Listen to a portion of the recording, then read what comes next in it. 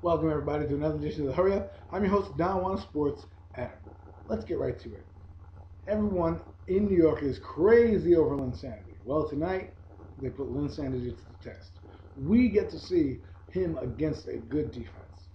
They played a good defense against the Maverick, which was a great team defense, which means he probably will do well against the Miami Heat because they're good individual defenders. But if you put LeBron James on Jeremey Lin, he's a little smaller. He may be physical with him, but he's quicker. Meaning, I would rather put Dwayne Wade on him. Somebody's also got to cover Carmelo Anthony, and Chris Bosh has to bang with Amari Stoudemire. I do believe Tyson Chandler is better than Joel Anthony, so they win that matchup there. This is where you'll see if Lin can play the angles. This is where you'll see if Lin is worth being the starting point guard for the New York Knicks. The Knicks have a good bench. Landry Fields, Dwayne Wade didn't have to worry about. I expect a lot of double teams from Jeremy Lin. I also expect a lot of points by Carmelo Anthony. The reason being is they're going to double team a lot with Jeremy Lin, so they can't get the offense started, which means they're going to have to pass out of there, probably at the top of the key. So look for Jeremy Lin to have a successful night passing the ball. Also, his turnovers may be high because this is a pesky team he's facing right now. LeBron James is a good defender, one-on-one, but he may have trouble with the smaller guys. We'll see what happens. Are they going to body him up like the Lakers did against Kobe? The Lakers put Kobe Bryant on Jeremy Lin, and it helped. But what it also did was opened up the lane for everybody else, because that means everybody else got to step up. Now is the time for other people to step up. Lin's not going to be able to be the guy that he's going to be without people hitting shots.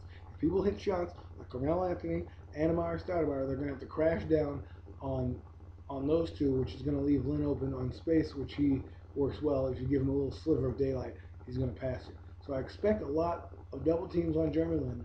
It should be a fun game. This is where you raise the bar. The bar is being raised right now for Jeremy Lin.